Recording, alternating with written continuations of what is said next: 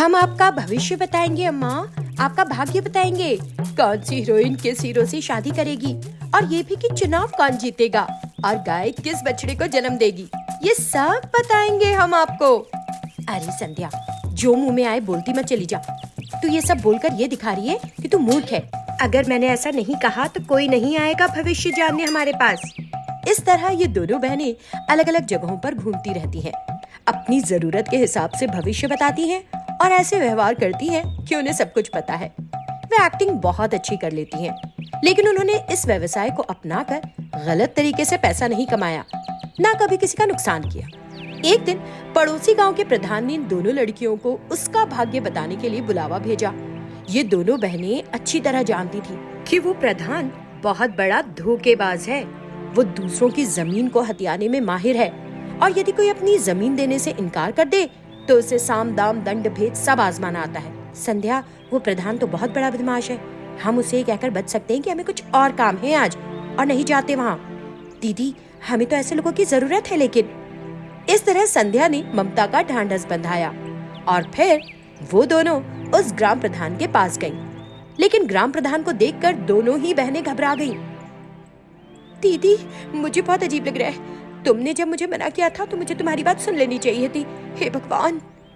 बहन, चलो तो फिर अब भी समय बचा है, कहीं अपमानित ना कर दे ये हमें। अरे ऐसा क्या कर दिया कि अपमानित होना पड़ेगा। इस तरह वो एक दूसरे से फुसफुसा रही थी। तभी एक अच्छा डील डॉल वाला आदमी दौड़ता हुआ आया और उन दोनों के पैरों पर गिर पड़ा। वो दोनों उसके ऐसा करने पर चौंक गई। आओ, मैं सुबह से तुम दोनों का इंतजार कर रहा था, आओ, उसने रोते हुए कहा। जब वो उनके पैरों पर इस तरह गिर पड़ा तो दोनों बहनें एक दूसरे की तरफ देखते हुए हंसने लग गईं। कृपया उठिए प्रधान जी, हम तो आपकी शक्ल देखकर समझ गए भारी मुसीबत में हैं। हाँ, सिर्फ मेरा चेहरा देखकर ही आप समझ गई ना। इसका मतलब है कि आप दोनों कोई साधारण लड़कियां नहीं। तभी संध्या ने अपनी बहन से फुसफुसाकर इस तरह कहा। उसका चेहरा देखकर कोई भी बता सकता है कि वो किसी समस्या में है। ये बड़ा फिजूल खर्ची करने वाला लगता है। हाँ। उनकी बातों के बीच ग्राम प्रधान ने उनकी आवभगत का सामान जुटाया और उन्हें आराम से बिठाया। अम्मा, आजकल सब खराब चल रहा है। मुझे नहीं लगता इस बार चुनाव भी मैं जीत पाऊंगा कि नहीं। हाँ। सारे काम बुरे करते हो तो कैसे सोचते हो कि तुम्हारा भला होगा? आपकी बहन कुछ नहीं बोल रही। जब वो ध्यान में होती है तो उसे बोलने के लिए नहीं कहना है। मेरी गलती माफ कर दे। प्रिय प्रधान जी, आपने गलती की है और अब उसे सुधारने का समय आ गया है। कहिए, सुधारेंगे? बताइए क्या करना है। आप जो कहेंगी मैं वो सुधार करूंगा, सरपंच ने कहा। फिर संध्या बोली, कुछ भी असंभव नहीं है सरपंच जी। यहाँ से कुछ दूर एक नदी बहती है। उस नदी से एक ऐसी नहर बनवाए जो मंदिर तक जाए, और पानी मंदिर में स्थापित देवी के चरणों को छुए। आप ऐसा करेंगे तो सारे पाप धुल जाएंगे। हाँ, ये वादा है। इस तरह वो ग्राम प्रधान को जनता के भले की चीजें समझाने लगी। ग्राम प्रधान भी वो सारे काम करने को तैयार हो गया जो संध्या ने उससे करने के लिए कहे। मेरे बताए मुताबिक करेंगे तो अगले चुनाव में आप ही प्रधान बनेंगे। जब दोनों बहनें जाने को हुई तो प्रधान ने उन्हें कुछ पैसे देने चाहे। दीदी, देखो, वो हमें पैसे पकड़ा रहा था जो उसने अवैध रूप से कमाए थे। बातें करती हुई वे वापस अपने घर लौट आई। इस तरह ये दोनों बहनें बुरे लोगों को सही रास्ते पर लाने की तरकीब लड़ाया करती थी। एक दिन उनके घर एक दंपत्ति आए। बताइए क्या समस्या है? ये मेरी पत्नी है, गर्भवती है। 3 महीने बाद की तारीख दी है डॉक्टर ने। मुझे तो लड़का चाहिए। उसने इस तरह पूछा तो दोनों बहनें नाराज हो गईं। फिर दोनों ने उस आदमी को सबक सिखाने की सोची। मैं बताऊंगी तुम्हें, लेकिन पहले तुम्हारी कुंडली दिखा दो मुझे। हाँ। उसने पति पत्नी की कुंडली देखी और ये कहा, आपकी कुंडली देखने के बाद मुझे एक बात समझ आ गई। अगर लड़का पैदा हुआ तो ये आपके पति के लिए एक बड़ा जोखिम होगा। जब वो इस दुनिया में आएगा तो आप अपना सारा धन और स्वास्थ्य खो देंगे। लेकिन संयोग से अगर लड़की हो गई तो आपका जीवन राजा जैसा होगा। सारा धन घर में ही रहेगा और बढ़ता ही जाएगा। वो उन्हें इस तरह धमकाने लगी और वे बहुत डर गए। तब आदमी बोला, हमें लड़का नहीं चाहिए, हमें लड़की चाहिए, लड़की। उसके लिए क्या करना होगा अब आप हमें ये बताइए जल्दी से। हाँ, लड़का बिल्कुल ना हो, बिल्कुल। लड़की पाने के लिए ऐसा कुछ नहीं जो आपको करना होगा, मैं संभाल लूंगी। आप शांति से घर जाएं। लेकिन अगर लड़का हो गया तो मुझे बुला लेना, कुछ अनुष्ठान करके ठीक कर दूंगी। उनके घर छोड़ने के बाद, तुमने ऐसा क्यों कहा बहन? अगर लड़की पैदा हुई तो ठीक है, अगर लड़का पैदा हुआ तो अनुष्ठान करना पड़ेगा। हाँ बोलो ना, ताकि लड़की होने पर वो बावला सदमे से मर न जाए। और अगर लड़का हो गया तो बुलाएंगे हमें, हम भी जाएंगे और अनुष्ठान करके नई कहानी सुना देंगे। वो हंसने लगी। हंसती रहो, और अगर हम ऐसे ही करते रहे तो एक दिन निश्चित रूप से पकड़े जाएंगे। ये गलत नहीं है क्या जो तुम कर रही हो? हम मासूम लोगों से पैसे तो नहीं वसूल रहे ना। अगर बुरे विचार रखकर कोई यहाँ आता है तो हम उन्हें अच्छी बात ही समझाते हैं। अगर गरीब लोग आ जाते हैं तो हम उन्हें नैतिक सहारा देते हैं और उनसे पैसे नहीं लेते, बल्कि उनकी मदद करके उन्हें समझा बुझाकर भेज देते हैं। ये गलत कहाँ से है? संध्या ने अपनी बहन को समझाया। इस तरह दोनों बहनें उनके पास आने वाले लोगों की मदद करती रहीं और उनके साथ अच्छा व्यवहार भी। कंजूस बहनों की खरीदारी। नारायणपुर नाम के एक गांव में पूजा और हरिका नाम की दो बहनें रहा करती थीं। एक दिन वे कुछ खरीदारी करना चाहती थीं तो बस से शहर की ओर चल पड़ी। लेकिन इससे पहले वे कभी अपने गांव की सीमा से बाहर नहीं गई थीं।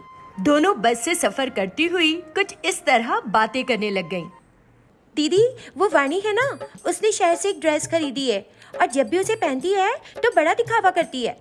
अब हम शहर जा रहे हैं ना, इस तरह के कपड़े खरीदेंगे कि देखती हूँ वो हमसे कितना जलन खाती है फिर। हाँ, वो सब तो ठीक है, लेकिन कीमत तो ज्यादा होगी।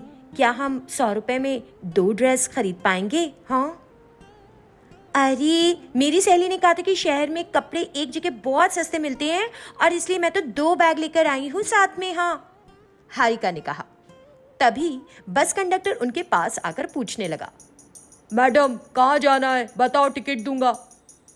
हमें वहां जाना है जहां हमें कपड़े सस्ते दाम में मिल जाएं। क्या तुमको वहां का टिकट चाहिए जहां तुम्हें कपड़े सस्ते मिले? तब तो मुझे जाकर पता लगाना होगा, तभी टिकट दूंगा तुमको, है ना? क्यों?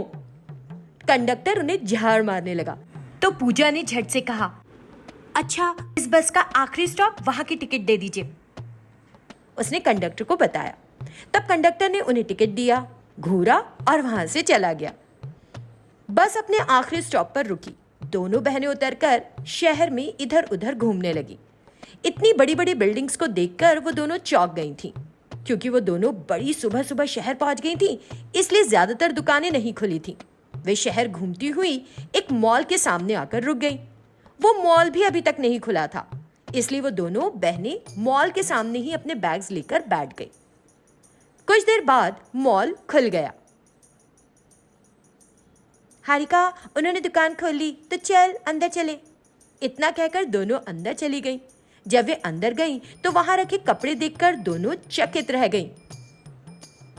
दीदी, ये ड्रेस देख, कितनी सुंदर लग रही है। ये आप पर बहुत खिलेगी, एक बार पहनकर दिखाओ ना दीदी, उसने पूजा से कहा।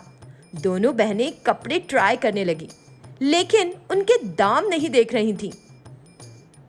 तभी हरिका बोली, दीदी, हमें कुछ और बैग्स ले लेने चाहिए थे, हमारे लाए बैग्स तो छोटे पड़ जाएंगे। सच है, लेकिन जरा इनकी कीमत तो देख लेते हैं। दीदी, मेरी सहेली ने बताया था कि ड्रेस के ऊपर ही दाम लगा होता है, बस उनके टैग पर कीमत देख सकती हो। हारिका के कहने पर पूजा ने ड्रेस पर कीमत का टैग देखा और देखते ही वो तो बेहोश हो गई। हारिका ने उस पर पानी छिड़का और उसे होश में लाने की कोशिश करने लगी। दीदी दीदी, क्या हुआ? क्या इतनी कम कीमत के चक्कर खा गई? तभी हारिका ने भी कीमत देखी और वो भी वहीं बेहोश होकर गिर पड़ी। उन दोनों ने फिर वहां रखे और कपड़ों की भी कीमतें देखी और सक पका गईं। दोनों आपस में यूं बात करने लगी, दीदी, अगर हम ये सारे कपड़े बेच दें तो मुझे लगता है कि हम तो एक घर भी बना सकते हैं। हाँ, पहले तुम अपनी दोस्त को फोन करो जिसने तुम्हें बताया कि शहर में कपड़ों का रेट बहुत कम होता है। यहाँ तो जो रेट है उससे हम अपने घर पर एक बड़ा टीवी भी खरीद सकते हैं। नहीं, बोलो तुम ही। इस ड्रेस की कीमत तो देखो, इसमें तो 11 ग्राम सोना आ जाएगा।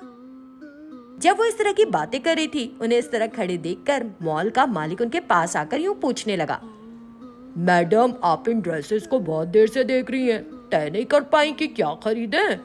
तब पूजा को लगा कि इस आदमी को ऐसा नहीं लगना चाहिए कि उनके पास इतने पैसे नहीं है, तो उसने बात को घुमा दिया और बोली,